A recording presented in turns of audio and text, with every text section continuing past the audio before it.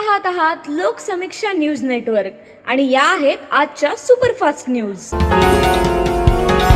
या बातमीपत्राचे प्रायोजक आहेत नंदिनी कलेक्शन, फक्त महिलांचे परिपूर्ण दालन, माऊली निवास, कल्याण मंडपमच्या बाजूस, यशोधन नगर, परभणी। नमस्कार, मी प्रभू दिपके लोकसमीक्षा न्यूज नेटवर्क मध्ये आपलं स्वागत करतो। आपण पाहत आहात परभणीचं एकमेव बातमीपत्र Loksamiksha superfast. Red Apple exclusive MIDC परिसर परभणी। रमजान ईदच्या पार्श्वभूमीवर परभणी महापालिकेचे महापौर सय्यद इक्बाल यांनी आज जिंतूर रस्त्यावरील ईदगाह मैदानावर जाऊन पाहणी केली। उद्या किंवा परवा कधीही रमजान ईद साजरी होऊ शकते, तर रमजान ईद निमित्त या मैदानावर सामूहिक नमाज अदा केली जाणार आहे। या सामूहिक नमाजसाठी परभणी शहरातील व परिसरातील हजारो बांधव या ठिकाणी नमाज अदा करणार आहेत।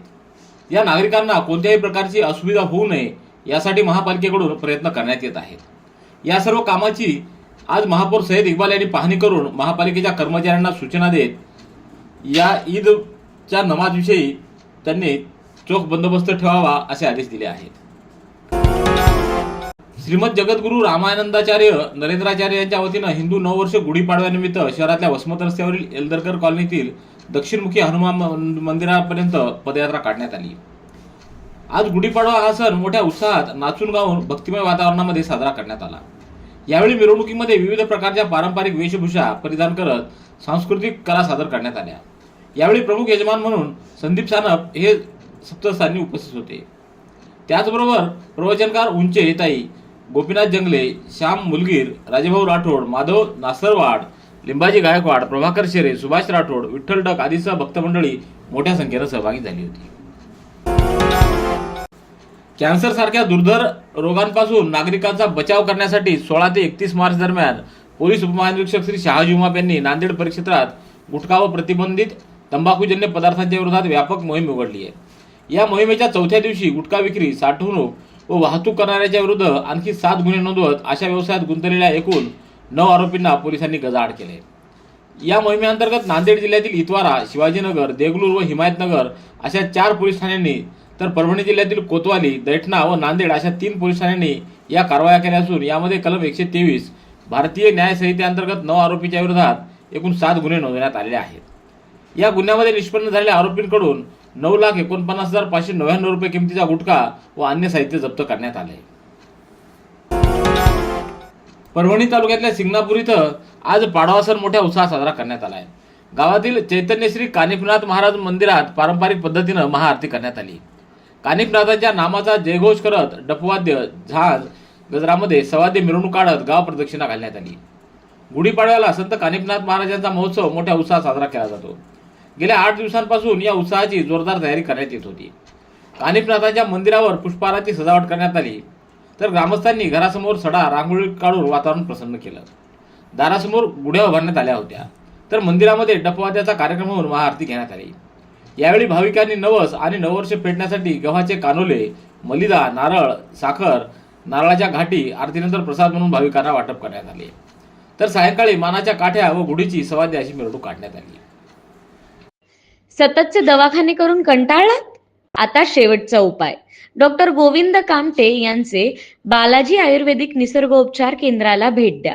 शुगर, मूळव्याध, ॲलर्जी, सोरायसिस, गजकर्ण, दमा, लठ्ठपणा, गुडघेदुखी, कंबरदुखी, वात, गाठीचे आजार, लकवा, केस गळणे, मूतखडा, सफेद डाग यांसारख्या जुनाट आजारांवर खात्रीशीर उपचार केले जातात। दारू सोडवण्यासाठी विशेष उपचार उपलब्ध। संपर्क डॉक्टर गोविंद कामटे, आयुर्वेद विद्याविशारद, बालाजी आयुर्वेदिक निसर्गोपचार केंद्र, तलाठी कार्यालयाच्या बाजूला, वसमत रोड, परभणी। संपर्क 9921691008। गुढीपाडव्याच्या पवित्र आणि मंगलमय दिवशी श्री क्षेत्र त्रिधारा येथील श्री ओंकारेश्वर देवस्थान परिसरामध्ये विकासाच्या विविध उपक्रमांची भव्य सुरुवात करण्यात आली। जिल्हाधिकारी संजय सिंह चव्हाण यांच्या शुभ हस्ते CCTV निगराणी यंत्रणेचं उद्घाटन करत संपूर्ण परिसर आता कॅमेऱ्याच्या देखरेखीखाली आणण्यात आला आहे। यावेळी अन्नछत्रासाठी बोलेरो पिकअप वाहनाचं लोकार्पण करण्यात आलं।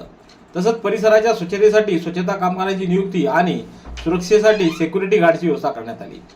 गुढीपाडव्याच्या शुभमुहूर्तावर हिंदू धर्मध्वजाचं ध्वजारोहणही जिल्हाधिकाऱ्यांच्या हस्ते संपन्न झालं।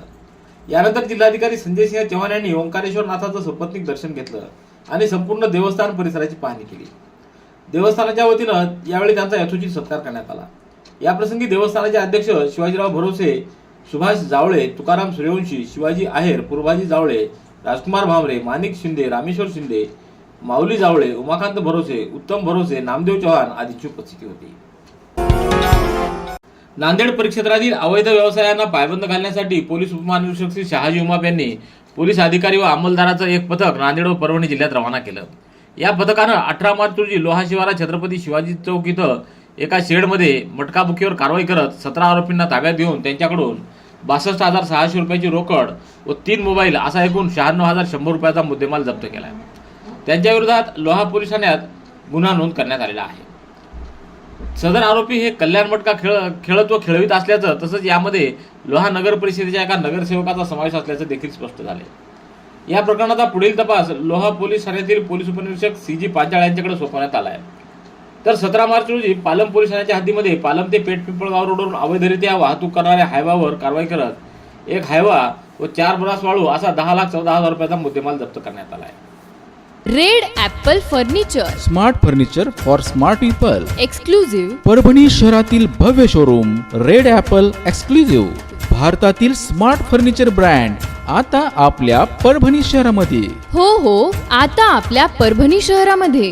या अंतर्गत ऑफिस, बेडरूम, डायनिंग, लिव्हिंग इत्यादी प्रकारचे फर्निचर आपणास मिळेल.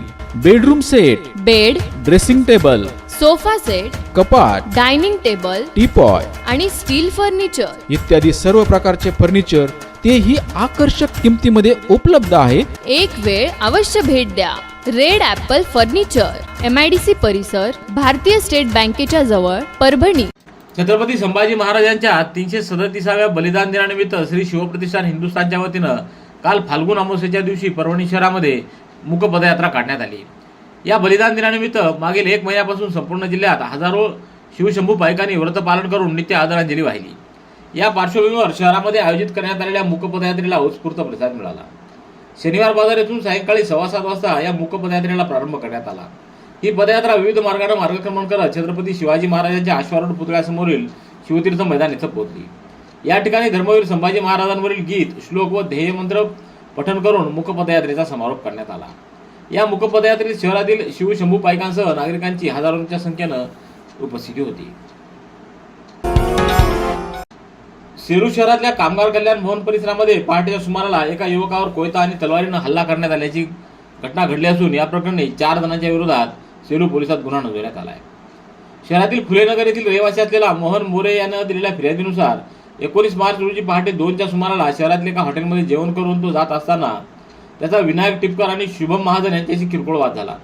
वाद मिटल्यानंतर फिर्यादी हा त्याचे मित्र गोविंद शिंदे याच्यासोबत दुचाकीवरून घरी जात असताना 2:30च्या सुमाराला कामगार कल्याण भवन परिसरामध्ये विनायक टिपकर, आकाश जगदाळे, आकाश शिंदे, शुभम महाजन यांनी दुचाकी अडवून कोयता काढून फिर्यादीच्या डोक्याला मागील बाजूला मारून दुखापत केली, तर तलवारीचा धाक दाखवून जीवे मारण्याची धमकी देखील दिली. रेड ॲपल एक्सक्लुझिव्ह, MIDC परिसर, परभणी. याबरोबरचे बातमीपत्र संपलं. पुन्हा भेटूया उद्याच्या सुपरफास्ट बातमीपत्रात. पाहत रहा लोकसमीक्षा. तुम्हाला हे बातमीपत्र कसं वाटलं याबद्दल आपली प्रतिक्रिया नोंदवा. दररोजचे अपडेट्स मिळवण्यासाठी लोकसमीक्षा चॅनलला सबस्क्राईब करा. धन्यवाद.